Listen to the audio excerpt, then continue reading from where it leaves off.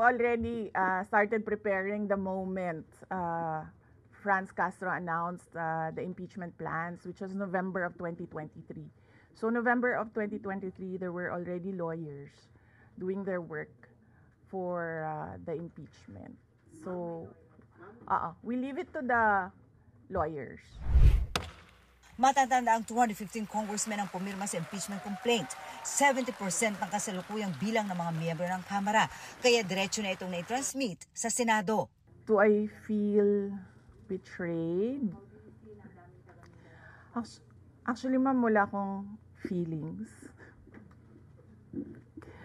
Wala akong feelings about it. Kasi, kung napapansin nyo, wala naman kasi talaga akong barkada na politiko. I don't join their circles. But we are friends. Kaya siguro, ganyan din siguro kadali sa kanila ang magdesisyon about the impeachment. Kasi wala naman talagang something that is worthwhile sa aming pagiging magkaibigan. I'm okay. Alam nyo, mas masakit pa ang maiwanan ng boyfriend o girlfriend kesa ma-impeach ka ng House of Representatives. The President said he has nothing to do with the impeachment. Do you believe? I do not want to answer that question. How do you feel po? Sabi ni BBM, hindi niya supportado yung impeachment, pero number one na, unang-unang pumirma yung anak niya. Kasi sabi, ito lang daw basahin ko. Naniniwala po ba kayo na may gumalaw po for the impeachment? May gumalaw po na parang money involved? I do not want to answer that question. Kung hinahanda pa ng kanyang mga abogado ang kanyang depensa, malinaw ang sagot ng bisi ng tanungin ukol sa Article 1 ng Article of Impeachment, kaugnay sa kanyang umanibanta sa buhay ng Pangulo, First Lady at House Speaker. I did not make an assassination threat to the President.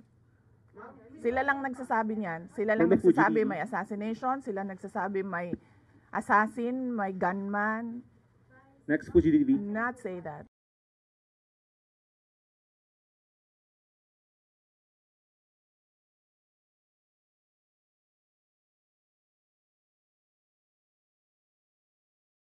If he wants to, he can be part of the defense team. But because of his age and because of rigorous preparations in an impeachment case, baka sabihin ko sa kanya na wag na lang siyang mag-lead dahil medyo may edad na si former President Rodrigo Duterte. He's already 80 years old this year.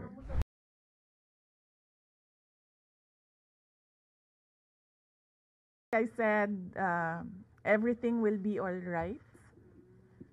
Yun nata ang sinabi ko. His reply was a song. MacArthur's Park. So, nagpadala siya ng video na kumakanta siya. Handa pa siyang humarap sa impeachment court? Kung pwede namang hindi, and I understand pwede naman, hindi na. Oo. Kasi baka ma-intimidate lang sila lahat sa presence ko doon. Resignation is not an option. Actually, ma'am, wala pa tayo doon dahil yung mga abogado lang yung nagtatrabaho. Hindi ko talaga alam kung anong ginagawa nila. But I have a meeting with them.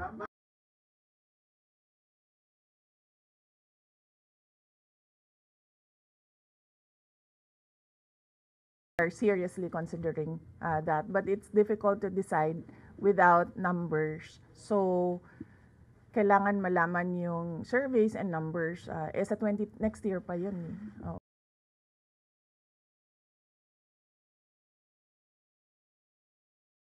Save the Philippines. Maraming salamat sa oras ninyo. Magandang umaga. Oh yeah. Yes, Happy Valley.